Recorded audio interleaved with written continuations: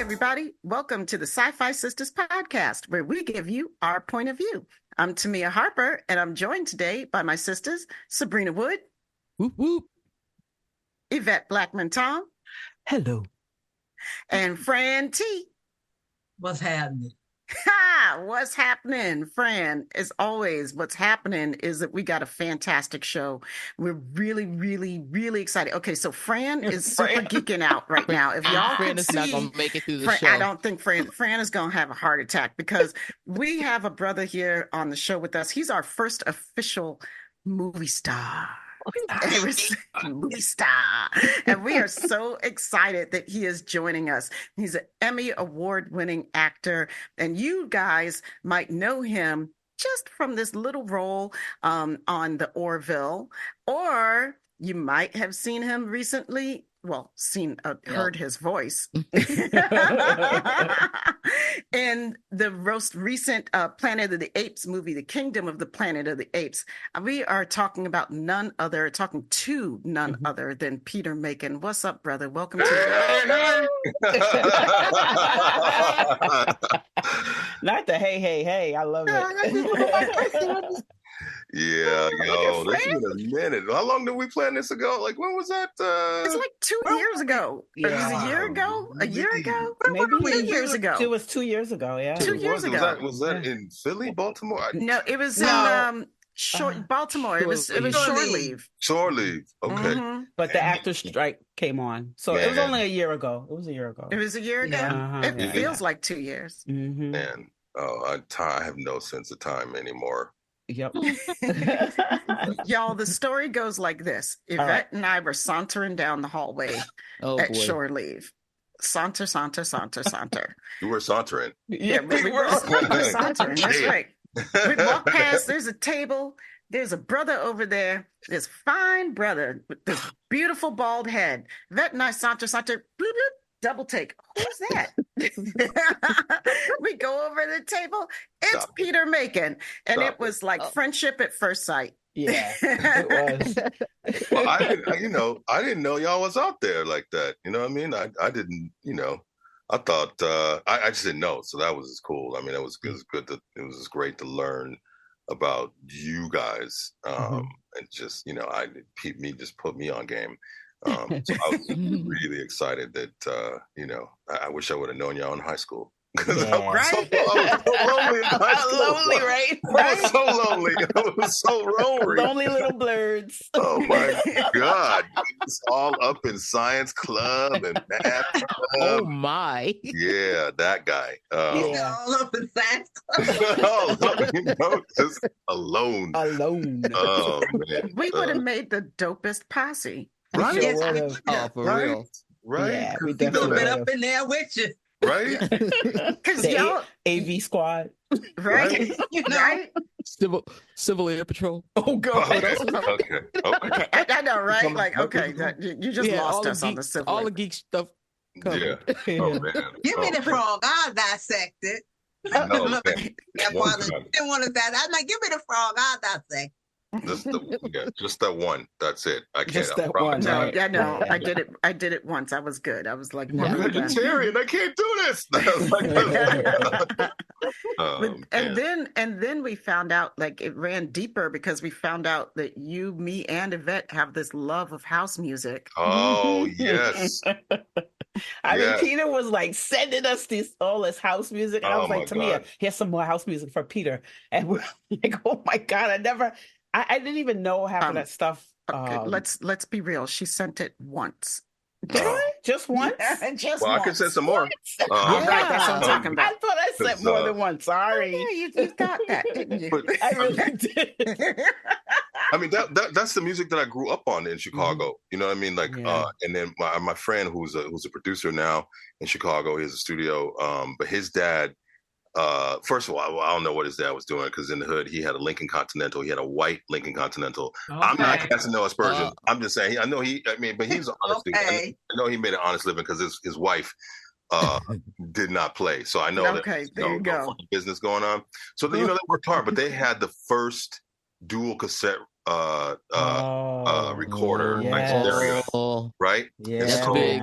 So when like WVON and WGCI, they used to do like live mixes with like Farley Jackmaster Funk and like all these DJs, and they do live mixes. And so what we would do is we would go over to my man's house, much probably to the chagrin of his parents, because I think down the road, I think we pretty much messed up their system.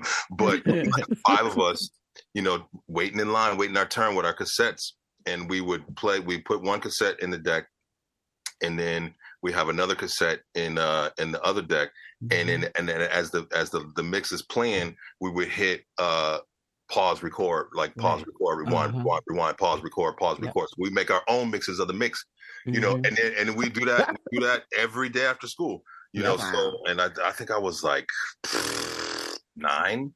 9 or 10, like, or I think I was in elementary school, so I was young than that. So, but yeah, like that. So that I just grew up on that, and then when you definitely messed up the system. Oh yeah, we got kicked out. We were banned. We got banned from the house. 9-year-olds mixing the mixes on it. Man, 5 of us, like every day, like before the parents came home from school, and then they probably want to go and put in like Luther Vandross on. And it was like, so that lasted, probably like a cool month, and then that was done.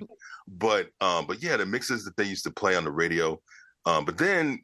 So the house music, and so then, but what really peeled my wig was I was up in Southern Oregon at the Shakespeare Festival, doing a show with this group called Universes, and we're doing this play called Party People about the Black Panther Party and the Young Lords, and there was this in Oregon.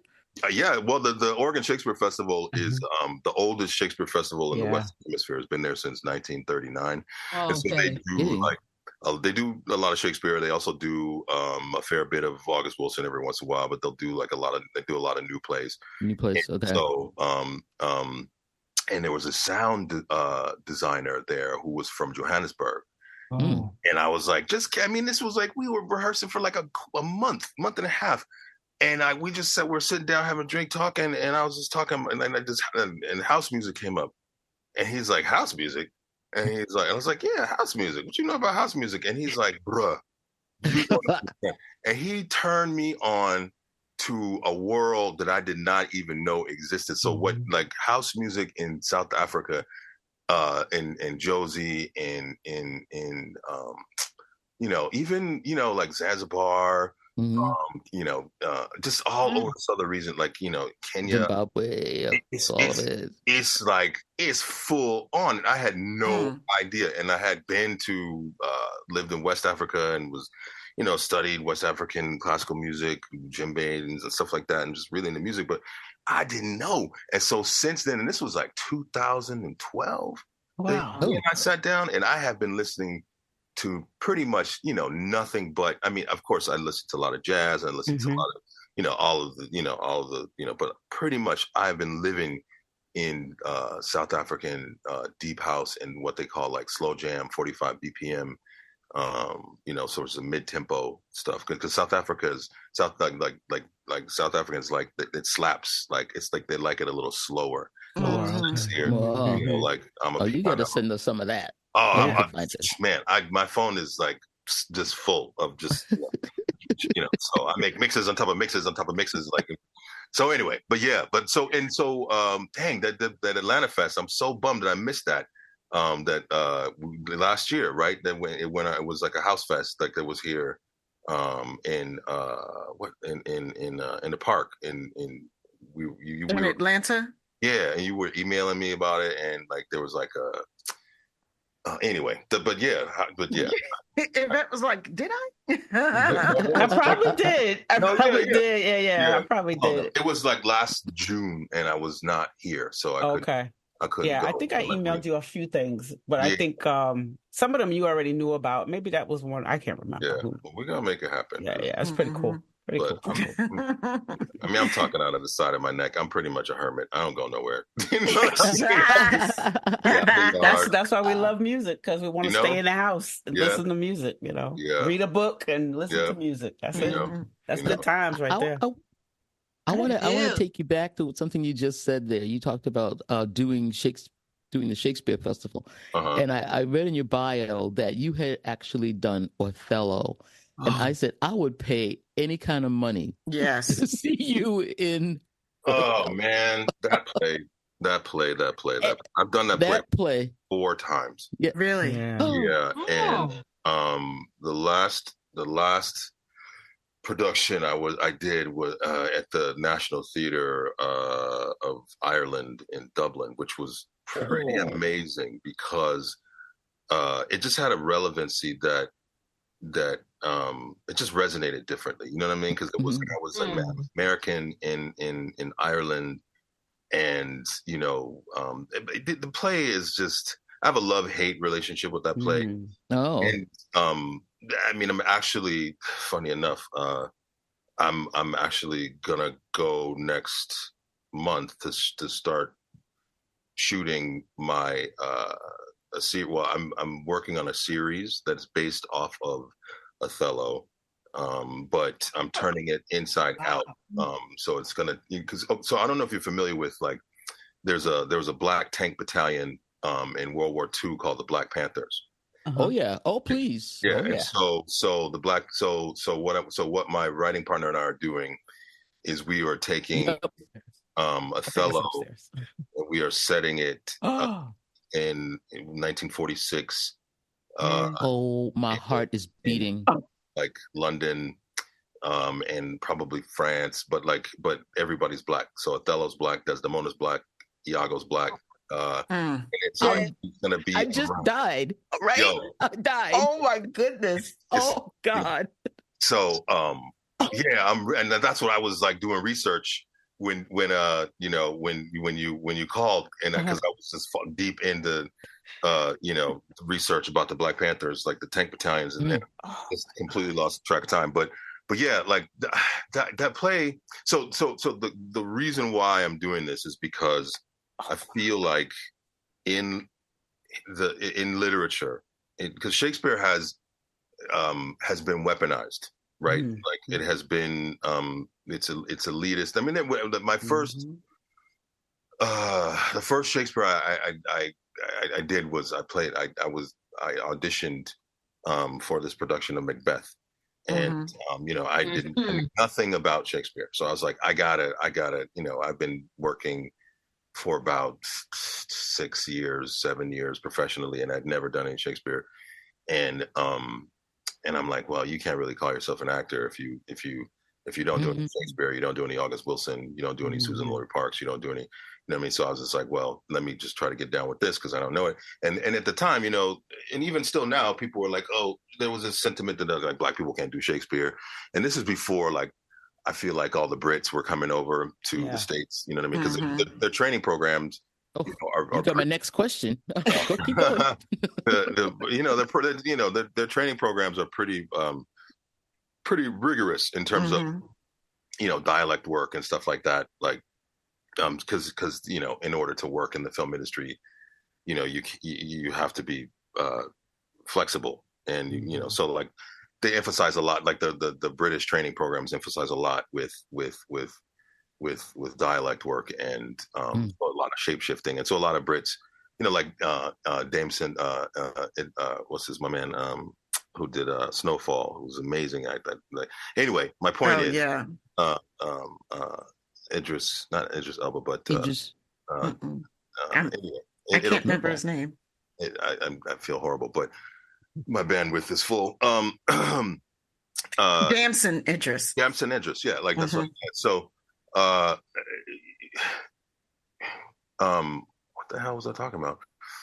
Shakespeare weaponized. Shakespeare weaponized. So black people. So yeah, this is before, like sort of the British invasion of right. Because it was sort of like Idris Elba, Eamon Walker. And Eamon Walker is a British actor who's like on Chicago Fire right now, but he was also like a big stage actor. And I saw his production of Othello at the RSC, and they looked tired. It was just like they're probably doing like 13 shows a week or something like that. Oh my God! So but at the time, it was a sentiment that was sort of it was prevalent in the American, the regional theater. The black people couldn't do Shakespeare. So anyway, I auditioned for Macbeth, and thinking that I was going to get like Ross or Lennox or some supporting role. And they cast me as Macbeth. And I'm like, oh, shit. Of course they did. I was like, no, but I was 3 weeks. I was like, I have no idea what I'm doing. I'm trying to memorize poetry. How do you memorize? Oh, my God. Yeah. And I'm like, and then I went outside on a break, and I was like, I'm going to get fired. And I was stressed out. And then I took out my sword and I started hacking up this poor tree and trying to say my lines. And I was like, oh, you got to breathe. You got to breathe. That's all you got to do is breathe. It's written in there for you. You breathe. You say your lines, you breathe. And then it just clicked. And so then I was hooked. And so, but there's this notion. So Othello, right? So Othello is a fictitious play. It's full of holes. And it's written by an Elizabethan, for Elizabethans who knew very little to nothing about quote unquote Moors. And so like the whole idea of like the introduction of the exotic other, let alone all the racism that's in the play. But what I think it's done is I think it's tainted, or it's put this toxicity into the zeitgeist of, it's not too far removed, in my opinion, from Birth of a Nation in terms of like the scary big black man and so, and they're like Sidney Poitier, my man Harry Lennox, who's a friend of mine. Like that's like, I won't do that play, like that. I'm not doing that play, and I totally understand why, because it is, it's really hard to get right.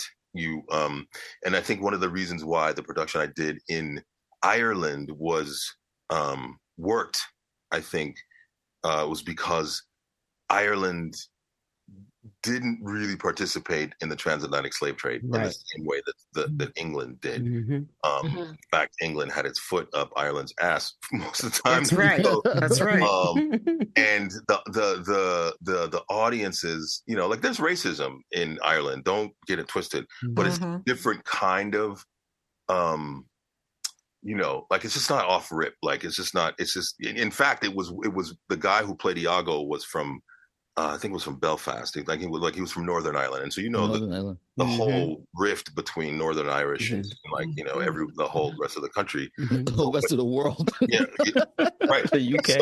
So what he would do is he would slip back and forth between like a Belfast dialect and like a Dublin dialect, and it would just make people super uncomfortable. Wow. Like my black ass. So like it worked really well that way because it was specific, but I was still like this generic sort of sub-Saharan, but so then I started doing my research. Well, I've been doing my research a lot about like who would Othello have been. So in the play, he's like, he's a general in the Venetian army. The Venetian city-state is at odds with the Turks, the Ottoman Empire, like Constantinople, essentially, like modern-day Turkey.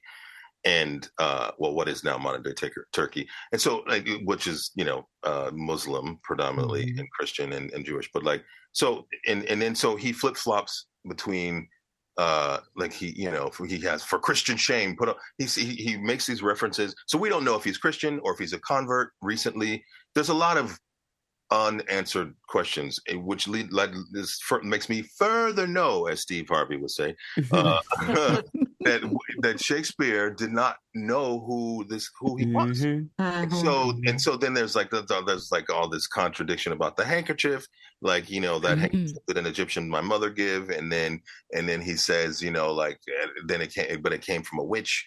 But it's just full of holes, and then you only need watch Laurence Olivier's performance of Othello, which is insulting.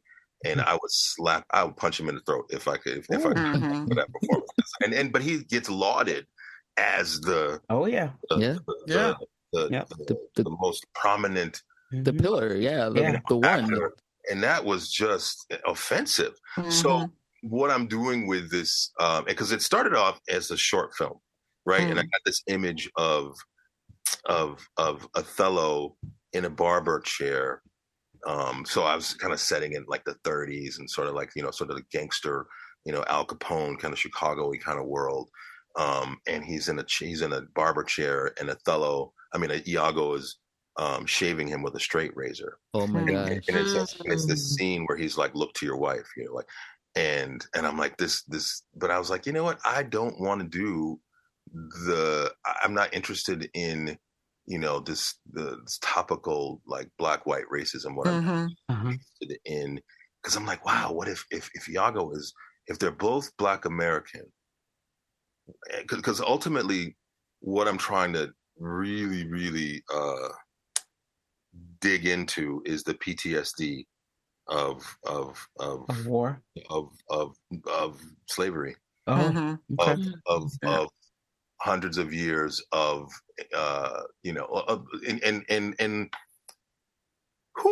a lot.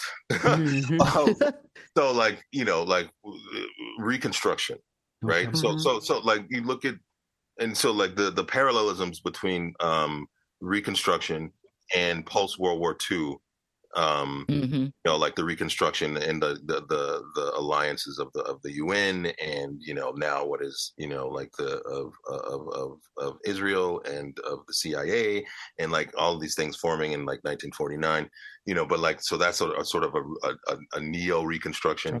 But I'm looking at like these soldiers, like the Red Tails and the Black Panthers. Black Panthers. These soldiers, and they had a 50% mortality rate, by the way, because their slogan was "Go in fighting." They were, and just like the Moors, they were like ferocious. And when I say Moors, I'll get back to that in a minute. But like they first though they weren't allowed to fight forever, and so they would just train for 2 years. And then they finally, when they went over to on Normandy, and they stormed, like when they beat like that tank battalion, is what basically won the day. And so then they come back to America, or the war's over, and they're like second-class citizens all over. Right. And so I look at Othello, and Othello. So when the Bahamas was sort of forming, and it was British, like the Brits were fighting Spain over the territory. Well, the pirates were also like instrumental in that it was almost like a democracy in and of itself. And oftentimes pirates would encounter slave ships, and they would give the enslaved men and women on the ship a choice because they're like, well, we're going to take the ship, and we're going to kill them, and we're going to take everything that's on the ship. So you have a choice. You can go with us, or you can go with them. And so a lot of these pirates were like Africans who were sort of merchant marines. They were like they were sailors already. Like there were people who were out, but a lot of them weren't, you know what I mean? And a lot of them like wanted to go back, and a lot of them wanted to form a new life. And so a lot of them became seafarers. And so I'm like, okay, so again, like back to a fictitious ass Othello, he's like, that since these arms of mine had 7 years pith, they I'm paraphrasing, they've spent their basically since he was 7 years old, he's been embroiled in battle. So what that meant was, so if you're 7 years old, what use are you on a ship? Well, they had what they called deck boys, and what deck boys would be responsible for was pouring sand on the deck of the ship. So when the ships boarded, like the sand would absorb all the blood, Mm-hmm. And so then I would imagine him going back, and then he would just hide, or just seeing war for his whole life. And what I love about this play is that what it does is it's a tragedy, and what it does is the tragedy is that there is no room for love and war to exist in the same, in my opinion, in the same sphere. And so the problem, or the hook of the play is that here's a man who's probably been in a lot of brothels and done God knows what, and been sailing around the world, but he's never been in love. And he so in our story, there were like these nurses that came over in World War II that were and the black nurses would have to take care of German POWs, and America's this place. The more I dig into this country, I'm just like, it's unbelievable. It's unbelievable. Right. It's just like, what the fuck? So Desdemona in our story is a nurse, and she's one of the nurses that have come over to London to care for German POWs, and Othello in our story is wounded and is in a coma because he's one of the Black Panthers, and he's a tank. He's like a commander, he's like Brad Pitt in that movie Fury. I don't know if you ever saw that. Yeah. She nurses him back to. I was just watching it again today, but she nurses him back to health, and they meet and they kind of fall in love, and so that's where we're at. But then it's a huge chunk because we know the play, and just to be completely honest, I watched my father abuse and beat my mother and point a gun to her head and all kinds of crazy, and I'm not the only person. I grew up around that, and right. So I'm interested in, because I'm like, well, why would a black man do this to another black man? Why would this black man kill his wife? And why did so I'm just it's a tragedy. Mm-hmm. Yeah. But I want to go down this road, and it's very, very dark, but I feel like I'm hoping that it's cathartic enough that what it will do is that it will de-weaponize this play and recanonize it in terms of it will make an offering. And maybe it won't be the play. I don't know, but that's. I like where you're going with it. That's for sure. I do too. Yeah. I can see this whole thing. Yeah. Going back to another thing you said, I want to recommend a movie to you to see. I don't know if you've seen this. It's called Voodoo Macbeth. Oh, yes. You ever heard of it? I have. Now, and it's about. I know. I've seen it, and I've seen it about 20 years ago. I've seen this movie. No, you could not have. It's a 2021. Really? Really? Peter, listen. Are you thinking about the old one? Wasn't there an older one though?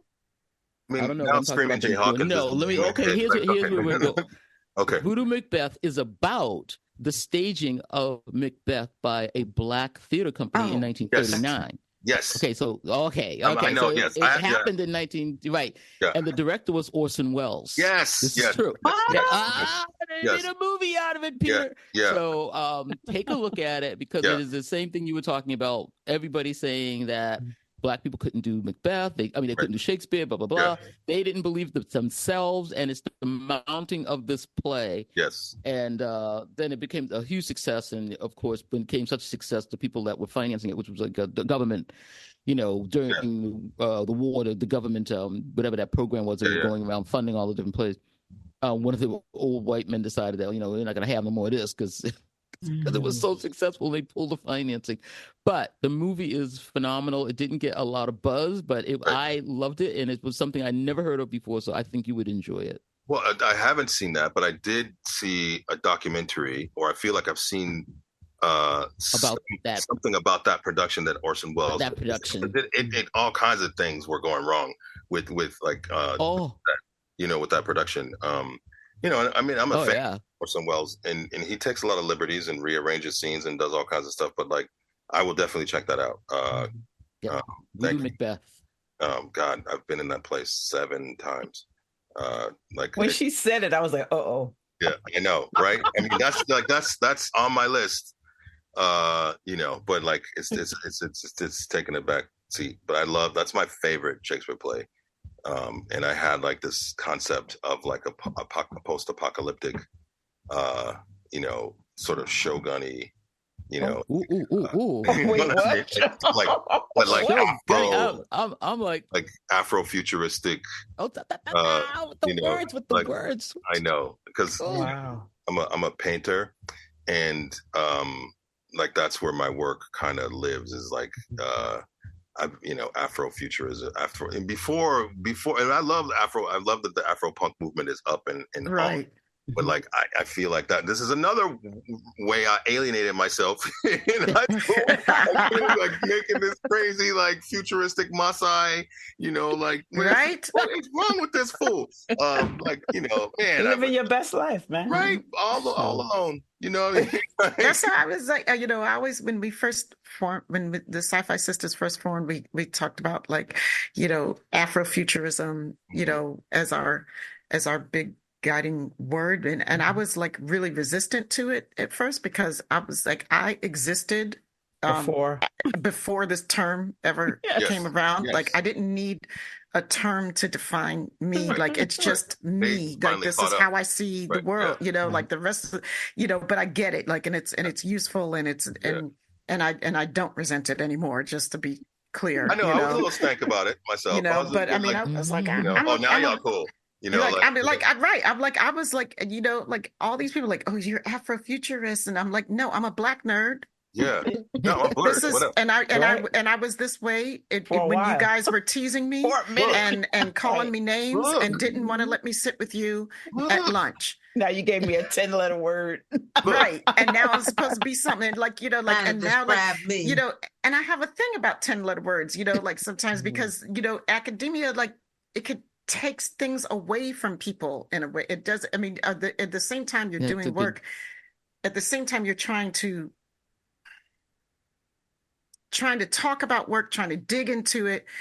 It also puts a distance between people unless people are talking about it in a way that's actually communicating to people without having to use $10 words all the time to describe what they're talking about. Yeah, and it's them, and it's from experience, and it's not like something like that they've. It's almost like it's not a hat that, and I'm glad that it's acceptable now. I mean, because I started growing dreadlocks in 1986, and at the time, nobody liked you then. And like I remember being on the train platform with my grandma in Chicago, and this dude wanted to fight me. He was like, "Why don't you comb your hair? Why don't you comb your hair?" You know, because there was crazy, sprouty kind of busty, and then like De La Soul, thank goodness, finally came, and I was just like, great, the pressure's off. Like, now, like, leave me alone. And I would go into auditions, and I was like, that was really great, Peter. Like, and it's great. How do you feel about cutting your hair? Right. Before you even offered me a job, you asked me to come. I was like, okay, I'm out. But I'm glad that like they've caught up. I'm glad that the world, like, that there's this plurality that because I was like, I wished that, that I had that peer group around at the time, but I don't know that I could be who I am. You did. If I did, but then again, who knows? But it doesn't matter. You don't know? It does, I'm going to keep it positive and just be great. I'm glad that, and plus there's like the whole crossover between, like the queer community and just like this is just like, it's just, I just love it. It's just like, there's no bounds. And I really, I think, and it's given a lot of people a lot of breathing room.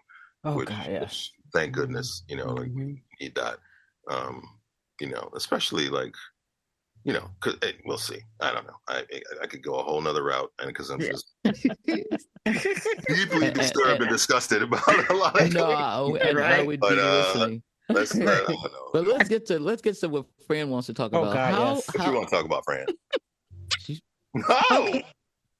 Okay. I know you can't give specifics, or anything like that. I'm a huge huge Orville fan.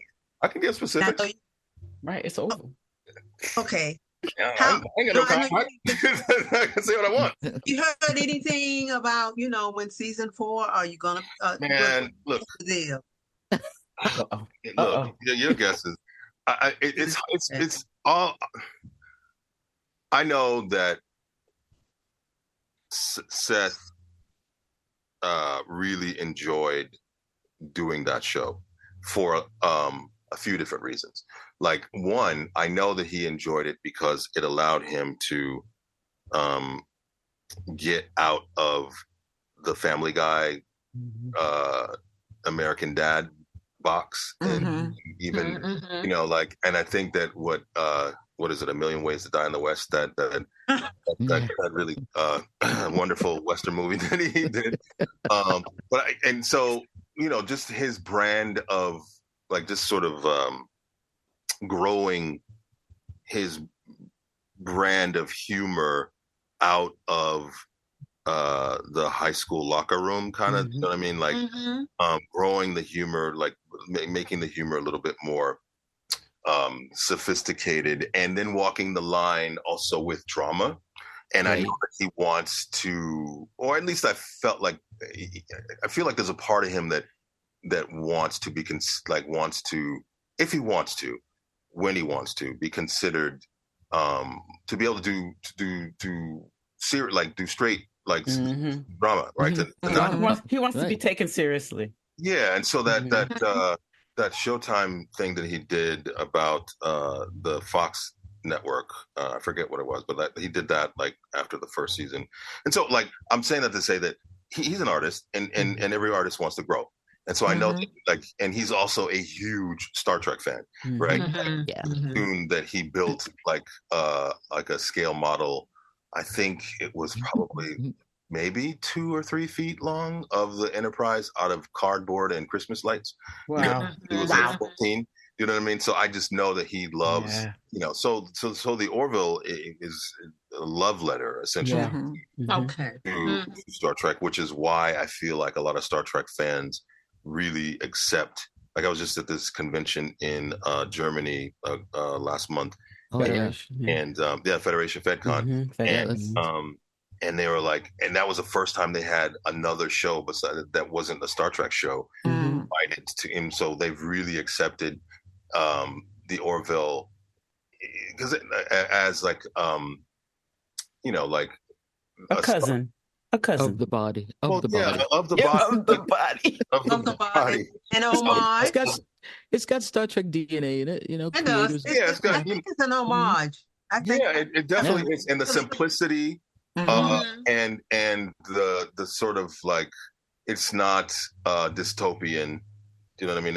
It's right. And it's also unique because it has humor. Do you know what I mean? Right. Yeah. And I think that's what sets it apart. Now I say all that, and he loved it, and he's made Fox Network billions of dollars. So there was one of our sets, like the bridge, which is like this huge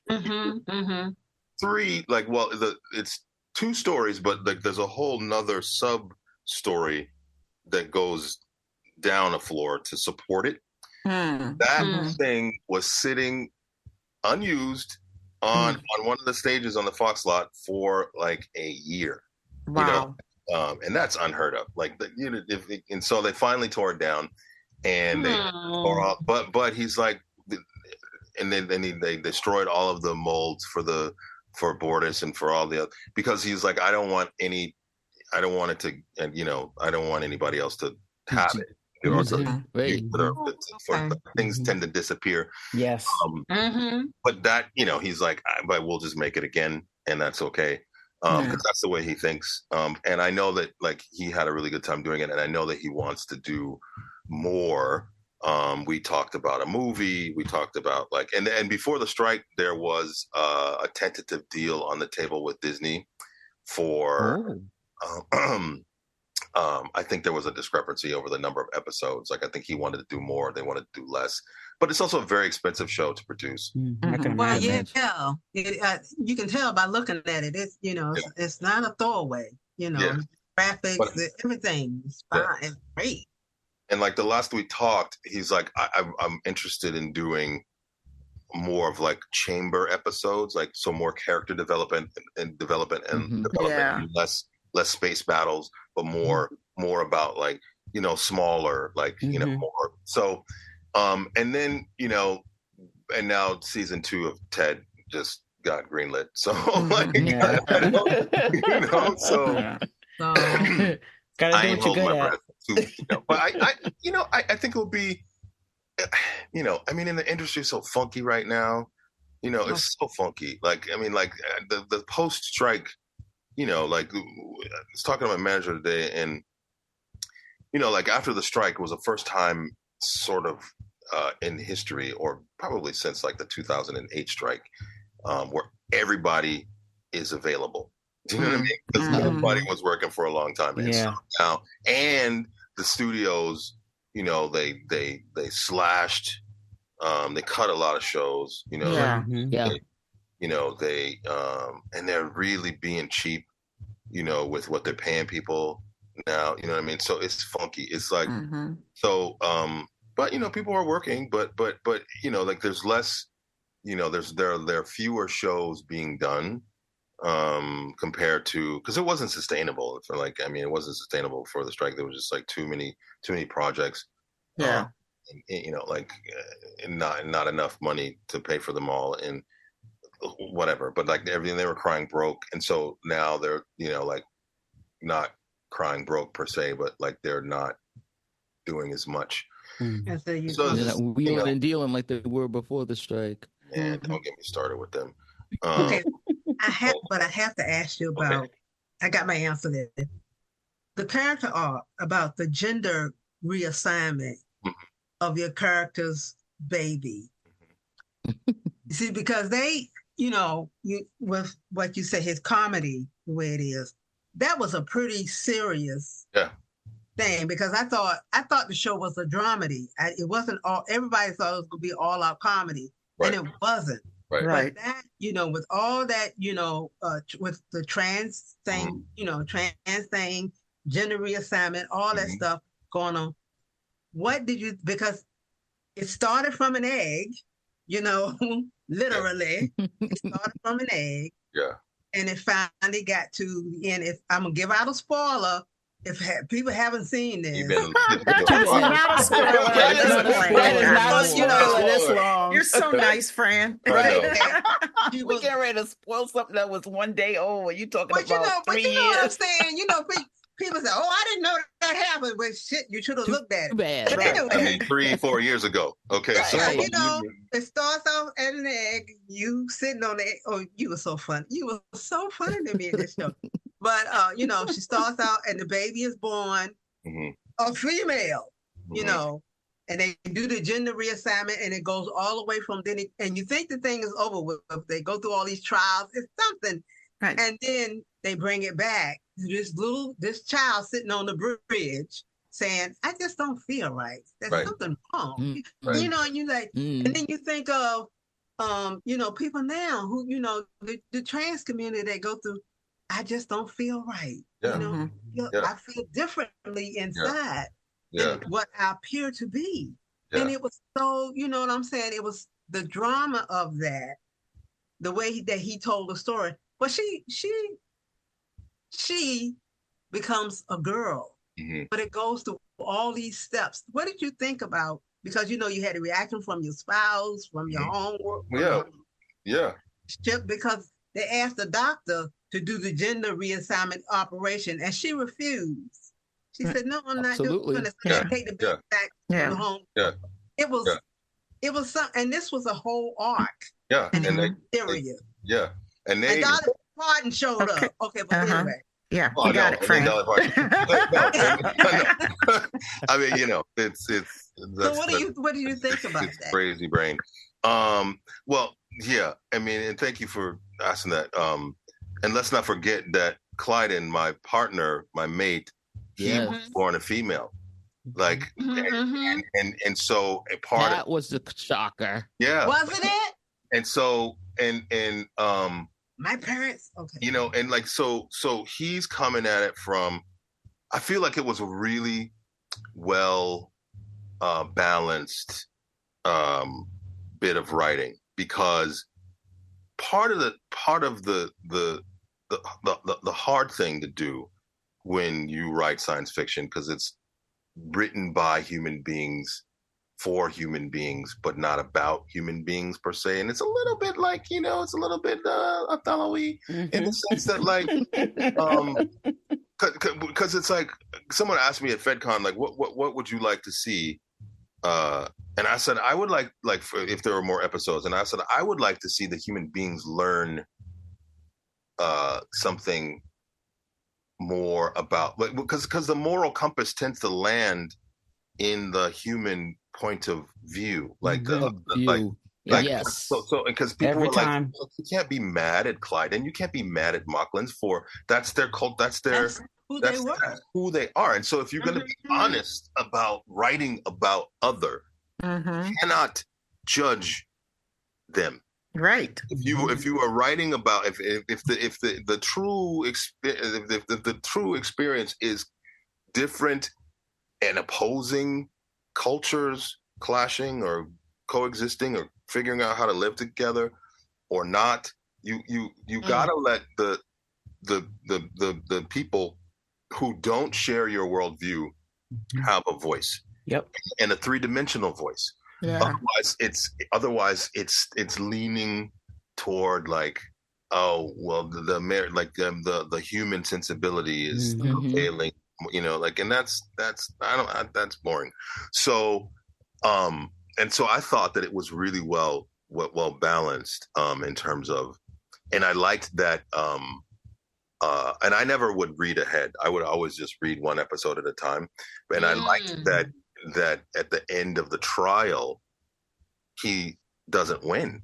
And I'm like, right. Like they're not fucking around here. Like they're like, because this is like, why would he win? Why would, because that's so Hollywood. That would be so right. Why would he do all this and then it would be for nothing? So then the story tumbles forward, right? And this is season 1, and it kind of coasts along. And so then what that does is that created a rift between my marriage, right? And so so then that takes us to this crazy zany thing that happens where Bordas, in one episode, you find out he has a porn addiction. And that was funny, y'all. I watched that show. I watched that with my mama, and that was just, no, you didn't. oh man, I never felt more 13. Oh God. I was sitting on the floor, and she was sitting behind me, and she didn't say nothing.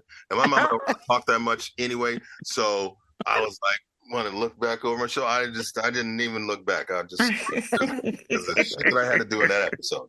But so he develops a porn addiction, but he says, like, I was a bad mate. Like I went inside myself instead of trying to, and they go to therapy, and same episode. So he develops a porn addiction. He gives a ship a virus because he gets some dirty porn, and the ship almost gets sucked into a star, and they have to rescue some people, and they can't rescue everybody, so they have to rescue only some people. Or something. It's a full ass episode, and they go to therapy. You know what I mean? The aliens going to therapy. Like what? Come on! Like what are we doing? So all over the place. And so again, more balanced writing, but again, it's very universal in the sense that it's earnest in the fact that, like, we're talking about some real issues. And this is like a couple of episodes down the road from the episode of the gender reassignment episode. So you find out the reason why he's, sneaking around in the simulation chamber is because he's still processing, and he's still upset that his, mate chose, like, the sort of macrocosmic philosophy over their family, right? And so this is real. I mean, so I was like, this is really, really great, like, and again, like, like the fact that my family is on, I mean, it's a science vessel, it's not a warship. So it's like, but nobody else, well, Dr. Fenn's family is but like the fact that so every time that the ship is, being attacked, you know, and I'm at my post and I'm like, you know, shields up, da da da da. In the back of my mind, I'm like, I can't fuck this up because my family is on board. I mean, right. So, you know, like, so there's all of that that's in there. And so then, you know, we go to find out that not only are there female Mocklins, but there's a whole colony of female, right? And that their greatest writer that the Mocklins read turns out to be a woman or a female Mocklin. Now, let's peel the Band-Aid off this a little bit. When Seth, when I first found out about that there were going to be female Mocklins, because if you look at like all the Mocklins, that like for the most part there were only, I think, 2 non-Black men who were playing Mocklin. Yeah, thank you. The whole And so, you know, and I love me some Rena, who played what's her name, the female Mocklin, the writer, the leader. Yeah. It's, God, I feel horrible. Like people are going to listen to this. He's like, you know, but head is full. I can't remember everything. It'll come back to me like tonight when like I'm like, yeah.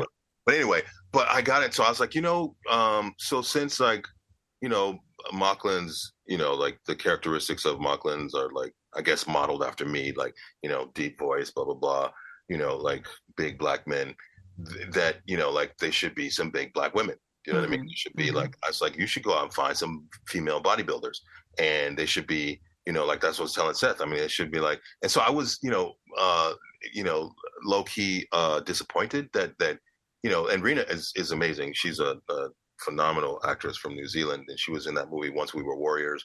You know, like if you ever seen that movie a long time ago, she crushed it. I mean, she's amazing.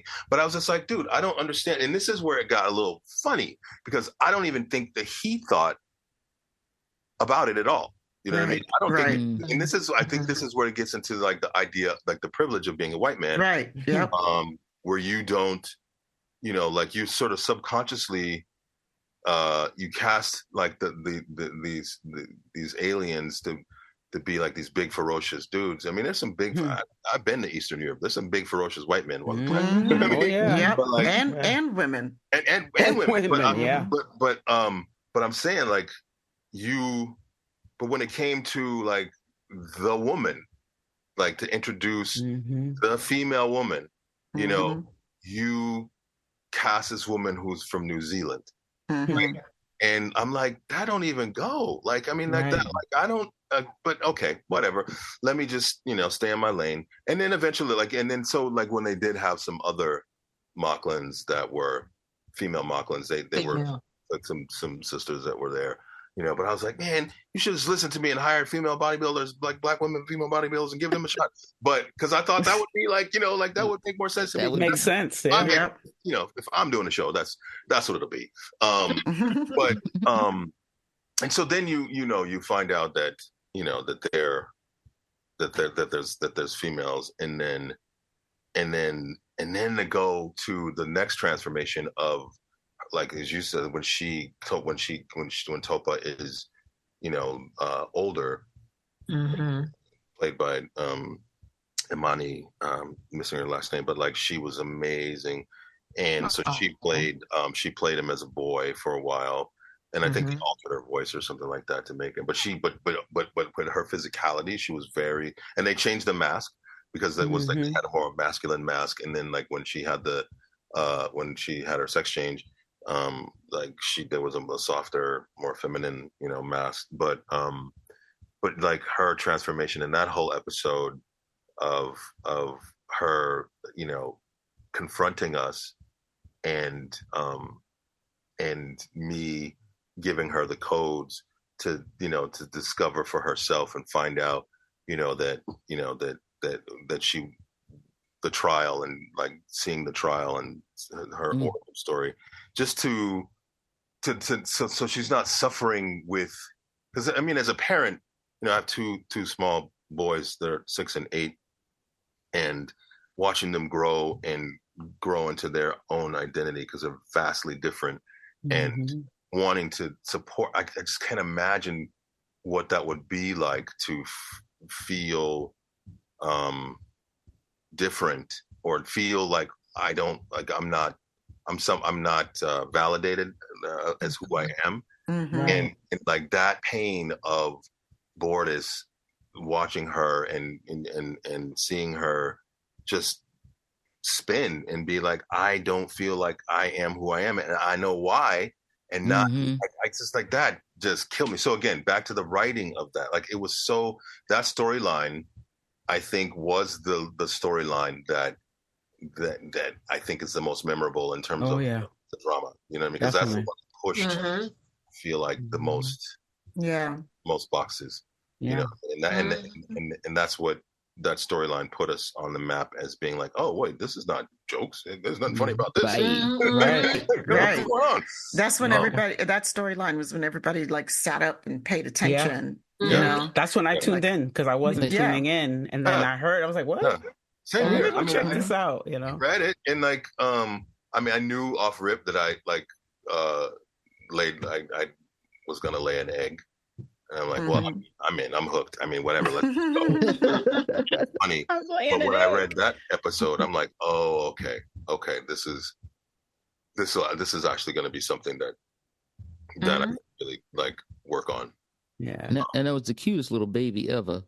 Oh, I know, right? Man, her head up. I'm like, oh, look at her.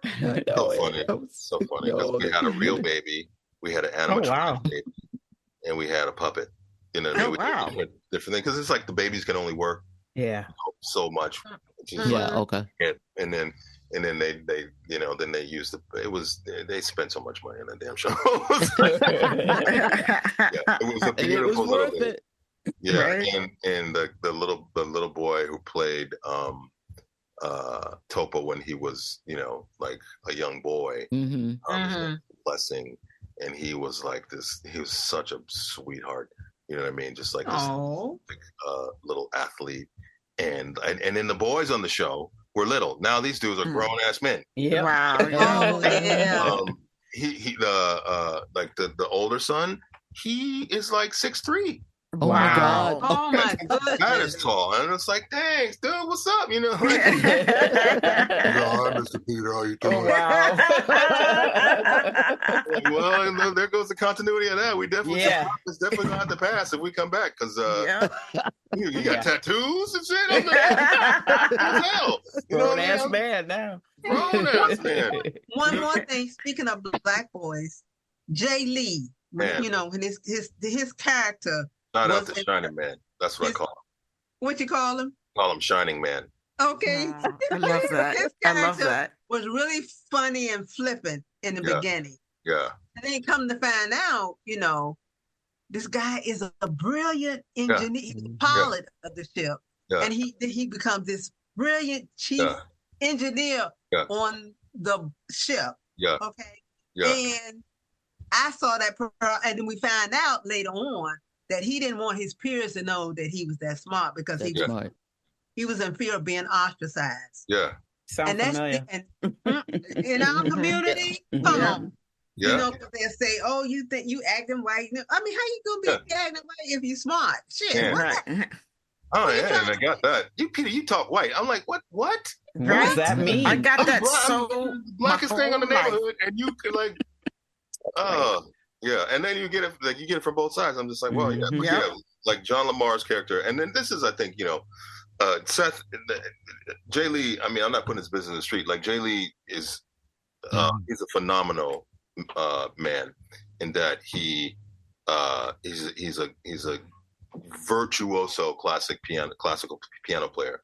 I mean, no way. I did not know that. Playing Radio City Music Hall when he was like 19, and like, wow, he does concerts in LA, and like he's just like, and he's about it. He's like, he's such an incredible, prolific writer. He's like he's written tons of screenplays. I think he might be in Chicago right now shooting another movie of his. But he's got a movie called Atypical Wednesday so he's produced like write it down, Sabrina. like it's cool. Like so, he was like president. We talked a little bit about his screenplay, so go ahead. Like president of his frat. You know what I mean? Like he's all that. He's like a so quick, crazy basketball player. Does stand up comedy.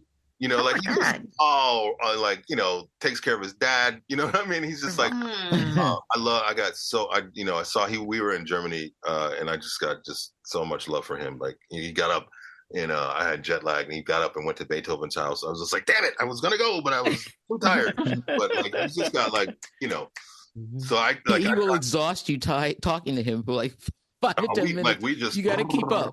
You know, like we every time we get to hang out is always just fueled with energy. So much so that I want him to play Cassio in my I see that. It's like because I think he's just so dynamic, and I think that would just set up like a great thing between myself and him, and just like what does jealousy look like between, like, you know what I'm saying? So it's anyway. We're talking about that later. But yeah, John Lamar being like the smartest, other than Isaac, who's not, you know, he's a you know, he's robot. Sentient. He's being, you know, he's a robot. Palon, a robot. A robot. He's a robot, and the robot is right. But John Lamar is the smartest dude on the ship. You know what I mean? So, and you know, like, and like, that was, I think, something that, you know, he, you know, we were talking about. He's like, what's happening with my character? Like, I don't know that Seth, you know, I think that Seth had to sort of stew with what to do with him. You know what I mean? Because, you know, like, I don't know that he knew what to do, because it's like, because, you know, like, you know, like, I don't know. Like, I mean, you look at, Seth is from Rhode Island, okay? You know, so, like this, you know, like, there you go. That's it. You explained it all. That's all you need to say. You explained it all right there. We got it. But, you know, like, I mean, you know, I say that, I mean, like, I do play Peter's boss on Family Guy, right? And Preston Lloyd, he's on the spectrum. You know what I mean? So, right. Very weird guy. So, I mean, I'm not saying that Seth doesn't know how to write for Black people. I'm saying that, like, there's very specific kind of people that live, Black people that live in Rhode Island or Boston, or, you know what I'm saying? It's like, hey. Okay. Like, I'll say Rhode Island. I'll leave Boston alone. No. Go ahead, say it. No. I'll leave Boston alone. Let's go back to Rhode Island. No, I'll just say I'll stay in the lane of Rhode Island, because that's specifically what I'm talking about. Those Providence people, people, you know who you are. You know. Oh my God! Please send the mail to Sabrina Wood and Peter Macon. I ain't trying to light that up. Like, I'm just saying. Come on, Providence. You know we love ya. We love our listeners in Rhode Island too. Thank you. I'm just saying it's different. I ain't saying it's different. That's for, I gotta put Sabrina down. That's all. I gotta put that Boston back in check for a second. I'm just speaking. Gonna roll down the road of Providence for what I've been through. That's all. Right. That's my story. That's all. I'm telling you my story. That's all. But yeah.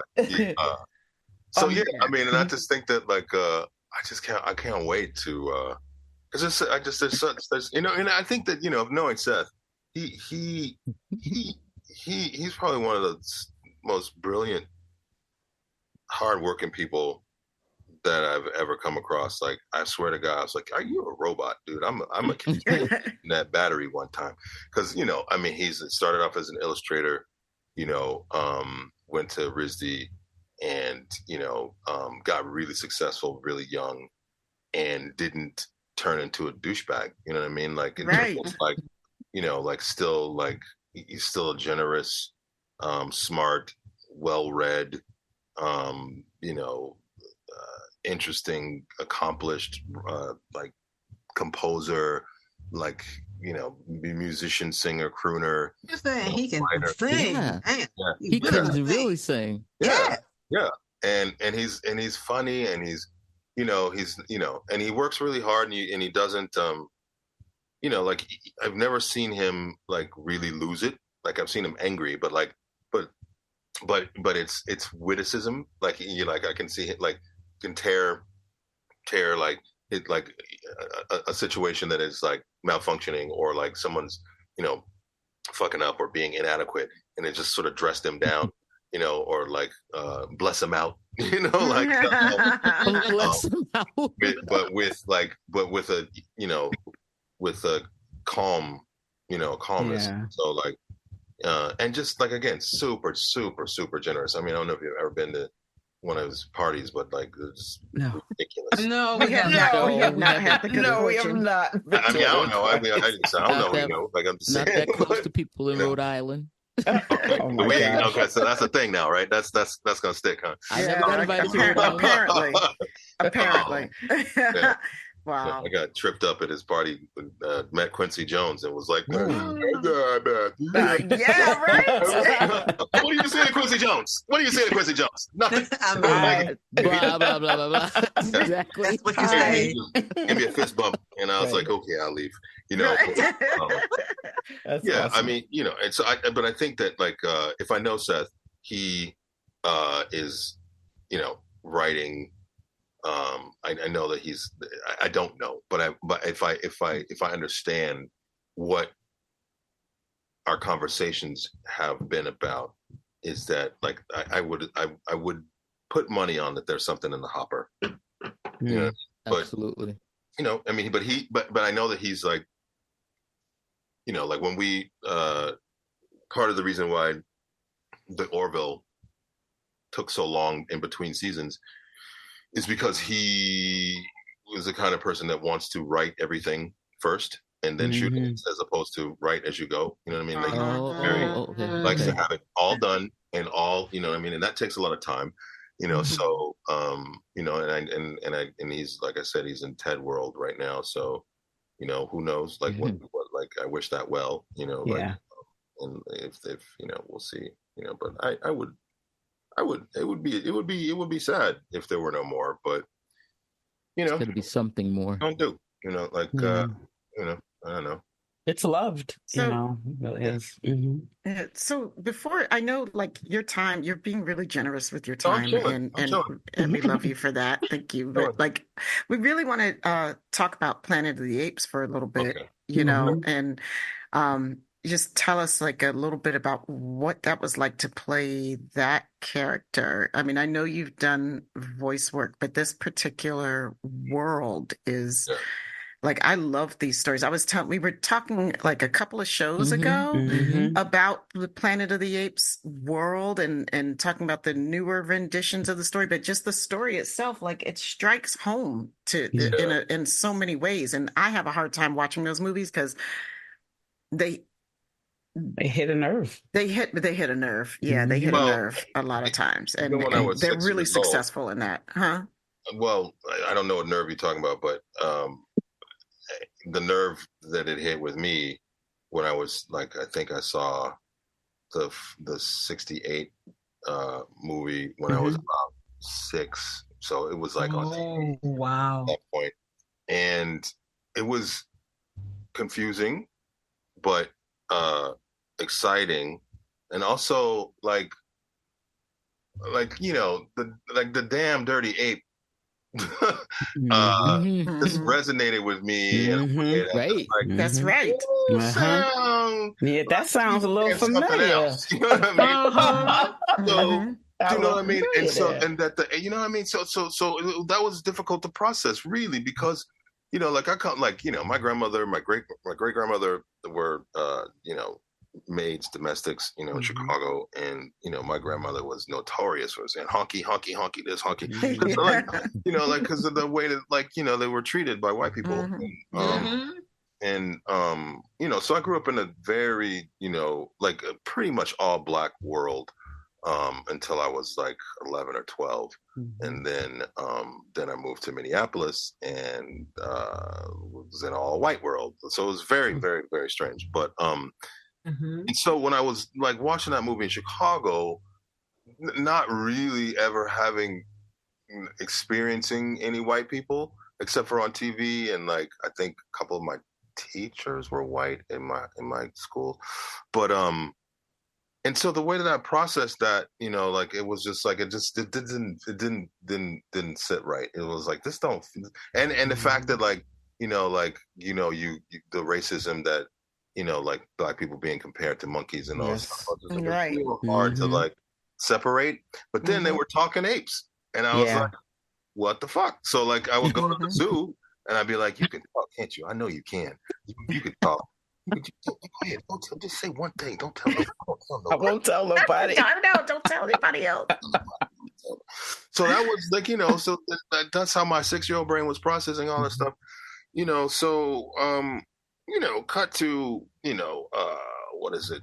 Bowling for Columbine, I think, with Michael Moore, and like he had that sort of painful interview with Charlton Heston. And, man. And I was like, all that stuff was still in the back of my mind, and like, from my cold dead hands, and like all the, like the NRA business and like all that stuff. So I'm just like, you are really like you, John Wayne, and all them can kiss my ass. You know what I mean? Like, thank you 2 times, but yet you're lauded as like, and then my dad would like watch all these crazy Westerns and stuff like that. So it's a lot of processing going on. So cut to, I get, we just moved to Atlanta and, from LA because the Orville was done. And I was, my wife, we're like, get the hell out of here. Cause we should be in LA if we right. and get that TV money. Let's go make our dollar stretch.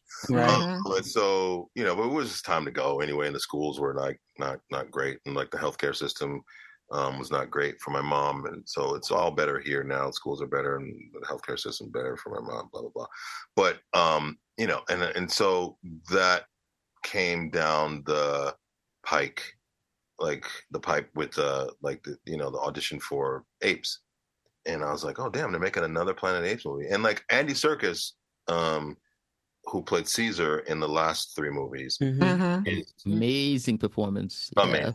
Yes, is like from Lord of the Rings, like from Schmeagol to King Kong to like all these other roles in like that he's done. Like, but the performance capture, technology, he's the godfather of all that. Yes, right? Precious. And Precious. Yeah. And so he's actually, they're actually, I don't know if they started production yet, but like he's directing the next Lord of the Rings movie, and it's about Gollum, and he's playing Gollum.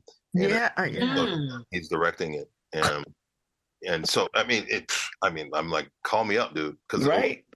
So when I was in Sydney shooting this movie, like I got to chop it up with him a few times, and just like the sessions that we had were, that's what it's like to be under the tutelage of somebody who really, really, really knows what they're doing, and he's super, super nice and super, super attentive and super generous spirit and his energy and his time, and he's like so specific about like, because we were doing, because what was hard about this, because we had like 6 weeks of ape school, right? So we for 6 weeks we studied the physiognomy of apes, like in the different skeletal systems between apes, chimpanzees, orangutans, gorillas, bonobos, and how they were different, and human beings. And we were learning, like about like the apes have different anatomy for, like their vocal pat, like their vocal, like their larynxes are shaped different. That's why they don't speak. But and so like the whole trajectory of Caesar speaking and learning to speak, and apes learning to speak, they stood up. Like in walking more upright and quadrupeding, and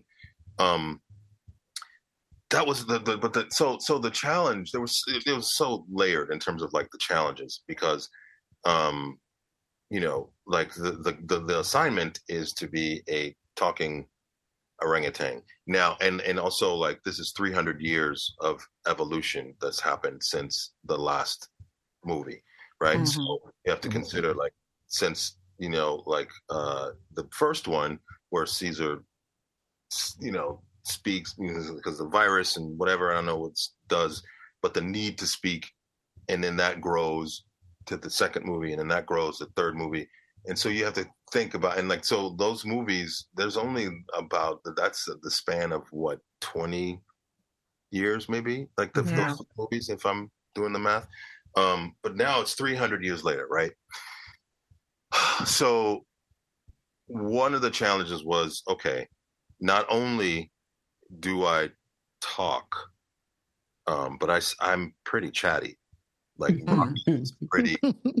He's a bit like, so he's kind of like a little bit of like a crazy uncle who's an anthropologist, like an anthropologist, or who's like, oh, come on, boy, I'm gonna show you all the pictures, family history, and all. Your uncle that's a Star Trek fan. Out you know, like mama smoke weed, daddy smoke weed, your uncle, everybody smoke weed. I'm not the only one smoke weed. And like I know you're 7, but I'm gonna tell you the truth. But so he's a little bit like, and like orangutans are very solitary for the most part. Like except for when they're in like sanctuaries and stuff like that. But like out in like Borneo and like Asia and stuff like that, they tend to like just not hang out with a lot of other apes. Whereas chimpanzees are very societal. They're very they're very political. They're very and gorillas are like silverback gorillas, male gorillas. They typically die of heart disease or heart attacks because they're so stressed out all the time. Wow! They have to they have to look out and protect. They're very, very calm until they're not, right? But there's an order to how they. There's a hierarchy and all that stuff, but orangutans are just super chill, for the most part. And so one of the hard things to manifest was like, okay, so it's 300 years down the road. How have my vocal cords developed to the point where I can speak? So I would have to go through the script, and I did this with Andy a lot, like, and take and sort of break up my text, because I'm like, this sounds way too human. You know what I mean? It doesn't sound like it sounds like a human wrote this and a human is speaking it, and that can't stand like that. Right. That's gonna, if it's taking me out, it's probably gonna take the audience out. Right. And then, goddamn, at the end of the day, I had to just let all that go and go with. A lot like Shakespeare, after the first 5 minutes, we just talking fucking apes. You know what I mean? Yeah. Like we just go it, and like that's just what it is.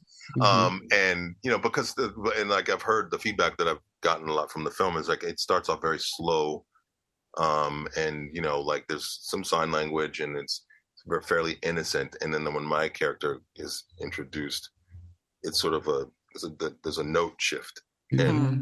And there's a little bit of humor that comes along, but then, but I speak, and I'm like, so people are like, oh, okay, like, okay. So I mean, I feel like I give like a bit of relief to the audience, and I'm just different. I mean, I'm different. I'm a different character in all 4 of these like films. Like Maurice, super compassionate, but sign language, and like and the noises and the sounds that Maurice would make, but Raka is like this strange bridge between the new world and the world of Caesar. And the irony, and see, these are the things that like you just there's nothing in that thing is ever going to be perfect. But like, so I was like, wait a minute, he can talk, but he can't read. You know what I mean? And like, but that makes sense to me because books are obsolete and like oral, like things are passed down, and like because the irony of him not understanding how humans, because he's like apes together strong, apes shall not kill apes together strong, and humans and apes live side by side. And the whole thing with Proximus is that he's being read Roman history. He's being read history by Bill Macy's character, and he understands the history of man in a way that Raka does not. And that picture of that they find the children's book of the gorilla in the cage. Like that Rocca doesn't really, he didn't see. I guess he didn't see that book. You know what I mean? Right. All these other books, but he collects stuff, and he just just so happens to not have seen that book, because then it undoes all of the logic that but he's in an airport and he sees like this sort of like art deco, like very almost like Rome, like Russian, like industrialist, sculptural, like carvings in the airport of like man going to space and and he's like, this must be a place where they, he's trying to do all this guesswork about human beings. And there was a whole scene that was cut out of the movie that he was like setting fruit traps, not traps, but like he would set out like fruits and then moldy fruits, and like he was always trying to like lure human beings in to study them. But and so then then and I had to like just let go a lot of that Charlton Heston, like the earlier movies, like Roddy McDowall, like I had to let go because at the time, like it was very, very like progressive, or like the makeup was very like ahead of its time, or was very like I thought they all looked alike though. Well, now, like I look at it now and I'm just like, oh yeah, but like then I was like, I just like they did all look like the apes were, but it was like the fucking apes, and I just I didn't see the human being underneath. Right. I look at it now and it's like, oh, that's clearly even like the one that Tim Burton directed with Mark Wahlberg, and where Paul Giamatti is playing. Right. He plays it, and orangutan, and you can see that it's Paul Giamatti. Like it's amazing. Like, the makeup of the effects are just phenomenal for the time.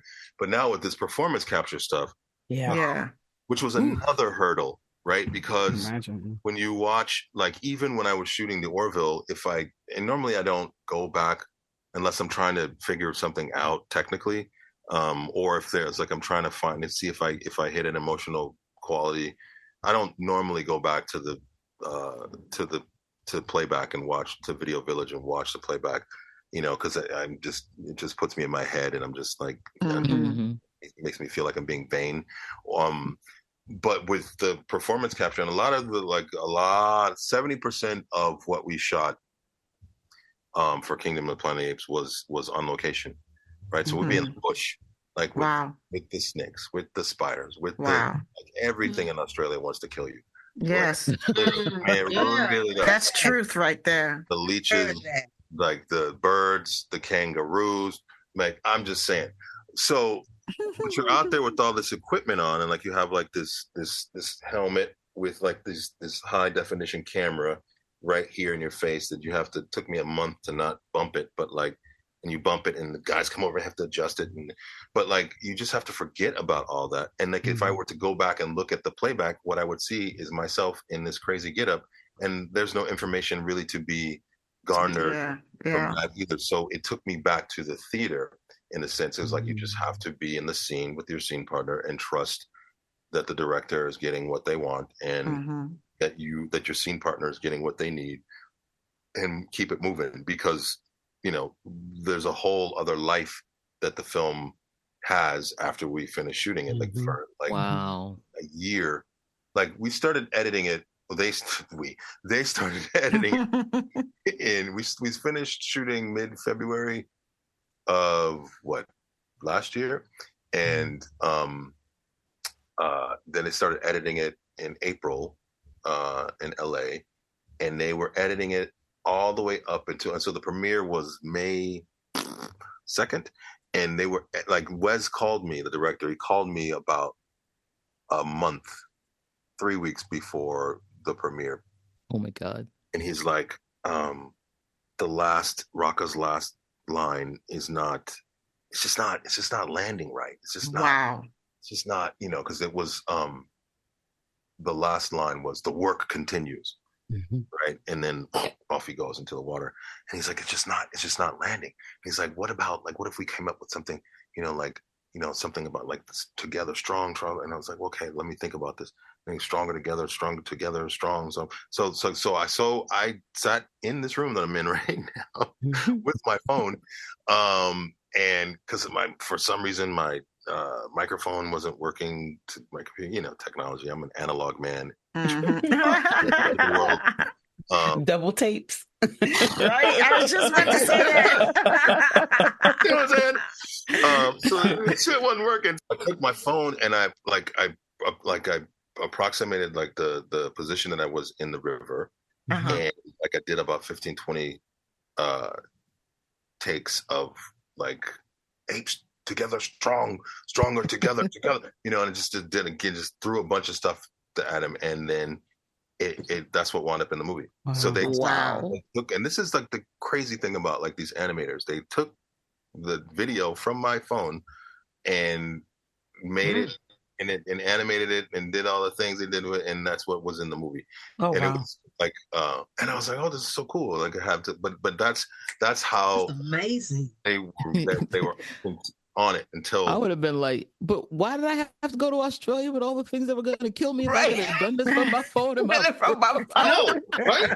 Could have just did this all remotely. What are we doing?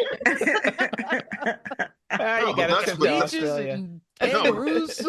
Yeah, but that's Boston kangaroos, they are frightening. Yo, those things, they walk around like if Mike Tyson was a kangaroo, like this is. Do anybody know where the weight room is, Mike? Like they literally charge because they're very territorial. Oh. And then you're driving, and like Australians drive very, very like speed limit because they have cameras everywhere. It's very draconian. But like, really? Well, in the city, yeah, like you lose your license they have cameras that can tell if you're like on your phone or if you don't have, both hands on the steering wheel, whatever. It's super draconian. But like they drive the speed limit, right? So they're driving like 50 miles per hour. Like I think it's kilometers, whatever. But the kangaroos, because they're territorial, if the car is driving, they'll run at the car and hit the car and fuck the car up, and the kangaroo is fine. I mean, they're like, they're really like, no neck and just like they're scary. And sound like Mike Tyson. They're like all roided out. They totally look like they're juicing. Kangaroo imitation. They're just They're juicing. Mate, the kangaroo's standing on the side of the road like, I wish a motherfucker would. I wish you would. I wish you would come down my road. Come on. Oh my god! Oh my god! Yeah, but that's what made that movie so lush. You know what I mean? Is that we were shooting in those places, and there was beautiful, undisturbed rainforests, and some of these places were privately owned. I'm like, God damn it! Wow. That money, and like some of these places were bought. Well, yeah, I mean, Australia, man, like they. You could be a criminal in England, and they sent you there, and they're like, well, you can grow some sheep, and you can have this land, and you can stay here. And they're like, all right, I'll do it, and grow can be a criminal and a millionaire in the same lifetime. Yep. So people bought up like this land out there, and like I'm talking like hundreds and hundreds and hundreds and hundreds of acres of rainforest that they bought, in like the 60s or 70s for, stupid cheap money. You know what I mean? Like $50,000-$60,000, something like that. You know what I mean? Criminal money. Yeah. Criminal.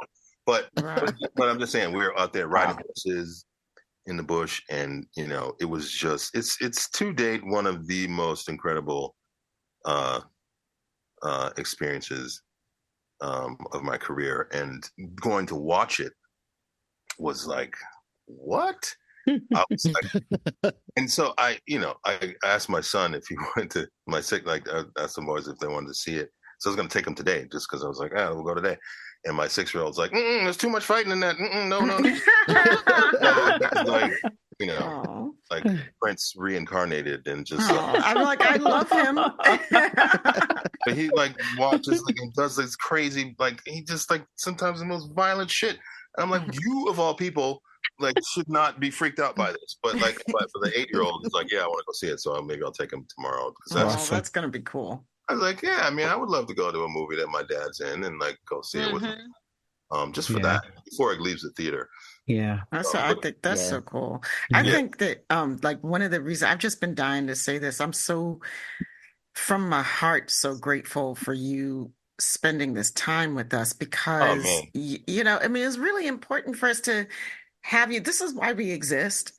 You know, is to like what do we say? Shine a light on Black thought and Black creativity and Black creators. You know, and like and you're the very much the reason why we exist and to give a platform because especially in our world, which coming from like a Trek world and a fandom world, you know, we get pigeonholed with people. People remember the character and then they don't know much else about the person who brought the character to life, right? Like forever in our minds, some people will forever be their character, even though we know that they are complete human beings and it was a character.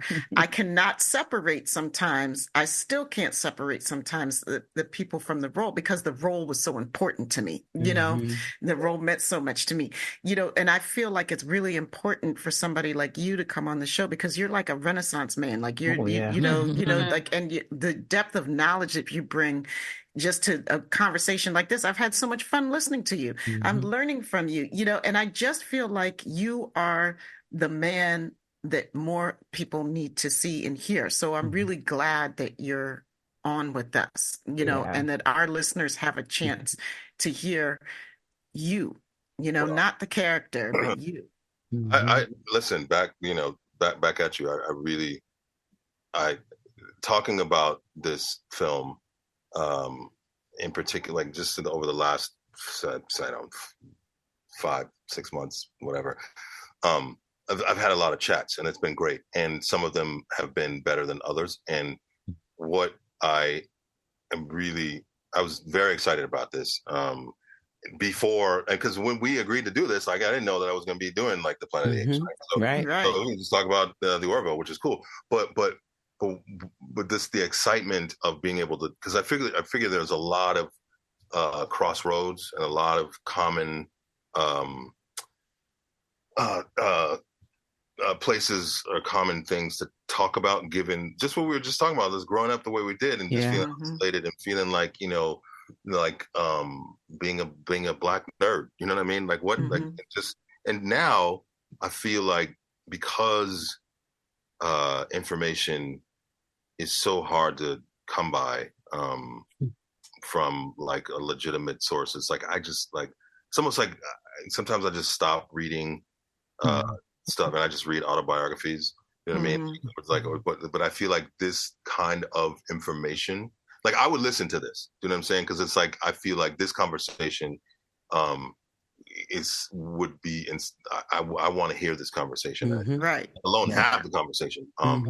And I'm deeply appreciative of that because I feel now more than ever we need this kind of discourse, you know, so and it keeps me going. So, you know, I'm anytime. Like, Thank you. All right. We're going to hold you to that. I'm man of my word. You know, yes, you are. You are a man of your word. Like, but because that's all you got.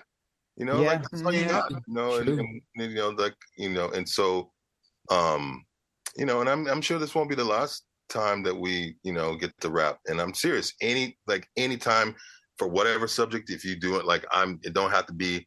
I mean, I'm happy to like participate in any kind of panel or whatever. Like I'm going to Nairobi in September, like late September to mid-October to teach a master class, which I call it workshop. They call it master class. I got to call it master class, but like to try to create like a space for actors to have like a sort of like an actor, because it's called a Yora Summit. You can look it up. It's YORA Summit, and they just launched their thing today. But like after all these protests that were going on, and like what they did, to like then the president to not sign like this tax increase bill and stuff like that. But like, so basically, I'm going there to try to create a space for actors to have, and so it's a conference that there'll be like, they're trying to build 1 million businesses in like a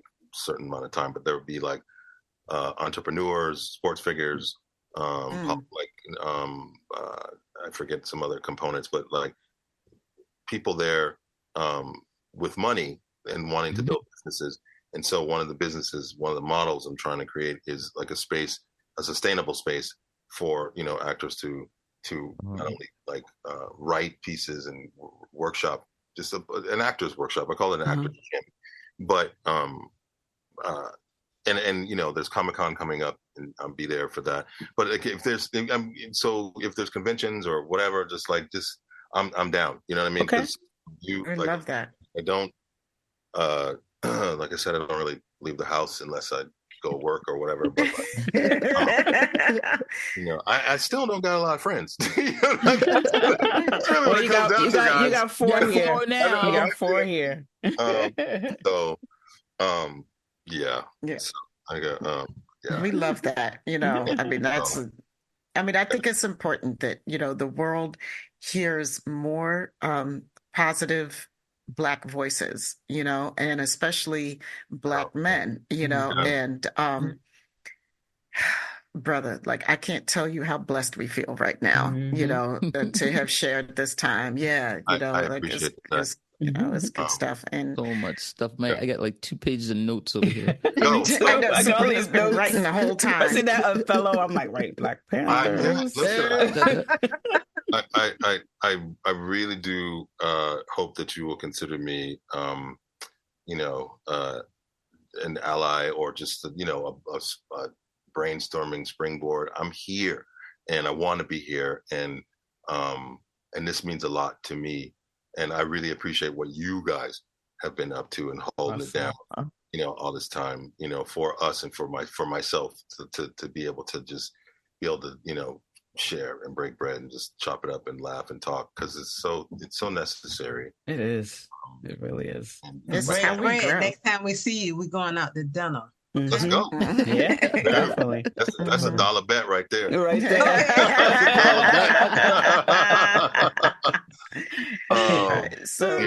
Where y'all gonna be soon? What's happening?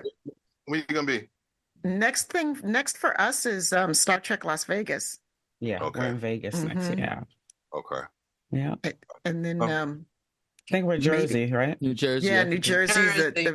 The mission. What is it? The Creation. Yeah. In November. New Jersey. Okay. Our birthday weekend. In November. And then hopefully, maybe if we could, fingers crossed, maybe that Creation Charlotte. Okay. Yeah. Ooh, Charlotte. I know, right? I've never been there. For the Southern girls in the house. That's right. Southern girl. That's right. Exactly what was in my head. I know. Frankie Beverly, baby, every time. Oh man, come on. Oh yeah, definitely. My record collection back out. I know, right? Even now you got me. Not the records. Oh yeah. Oh He's a yeah. DJ. Yeah. Now you got me like wanting to go do some good reading.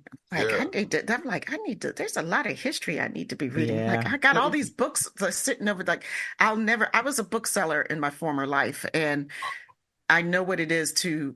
My happy place is having far more books in my possession than I will ever be able to read.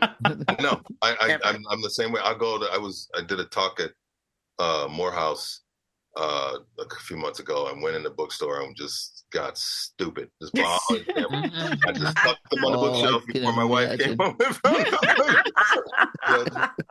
All right, y'all. We're gonna wrap this up. Okay. Let me know when this is gonna play. Like, and I want to, I'll listen to it and criticize myself the whole time. But I'll definitely let you know. Yeah. You want to do the outro? Okay. Yeah. You can find us at sci-fisistas.com. That's SYFYSISTAS.com. Join us at the Mothership. That's MUTHASHIP. And the Sci-Fi Sistas Book Club, both on Facebook. On Instagram, TikTok, and Threads, sci-fi.sistas. And we are also on that platform formerly known as Twitter at Sci-Fi Sistas. For interviews, the live show, and our infamous Top 10 series, subscribe to our YouTube channel at Sci-Fi Sistas Inc. Become a patron of Sci-Fi Sistas today at patreon.com/Sci-Fi Sistas. The Trek Geeks Network's presenting sponsor is Fansets. Go to fansets.com for pins and memorabilia from all your favorite franchises. Visit fansets.com and use Trek Geeks, all caps, for your exclusive 10% discount. After listening to this podcast, please rate us and write a review. We may just read it on an upcoming episode.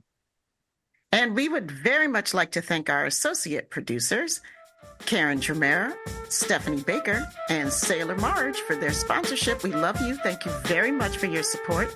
And of course, we got to shout out the baddest engineer in any and all universes. That's Dose, the anonymous one. He's responsible for all the music you hear on our show, as well as for production services. And if you are in need of his skills, hit him up on Instagram. That's Dose_the_anonymous_1. That's the number 1. And that's it for us this week, everybody. Thank you so much for listening. We thank you, Peter, for being here.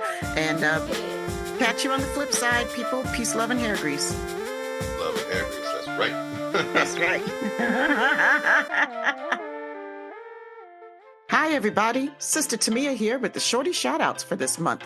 We'd like to thank the following patrons for your continued support of the Sci-Fi Sistas: Allison Leach Hyde, Mike and Kristen Holton, Ayana Mae Tom, Casey Shafsky, Mike Nauer, Cassandra Gerard, Bruce McMillan, April Mead, Domestic, LJ, Tara Jefferson, Holly Smith, Bernadette Garcia Galvez, Rhonda G., Kathy D., Rita Persant Nethersoul, Marcus Bigham, Mark Richmond, Bill Erickson, Zakiya Graham, Linda Anderegg, Travis Taylor, Jeffrey Cochran, Old Klein, Peter Heisler, Olga Kravchuk, TJ Jackson Bay, Liza Albright, Kaylia Zawaki, Sam Droke Dickinson, Stephanie Baker, Sailor Marge, Stephanie Dole, Starbase Centaur 4210 Productions, Jamal Taylor, Scott Jensen, Ann Bradley, J.R. Poole, Howard Hogan, L.M., Timothy Baum, Dave A. Gregory, Eve England, David Boston, Karen Jermera, Sue K., Muhammad Noor, Susan V. Gruner, and Anna Post. Thank you all so much. We love you.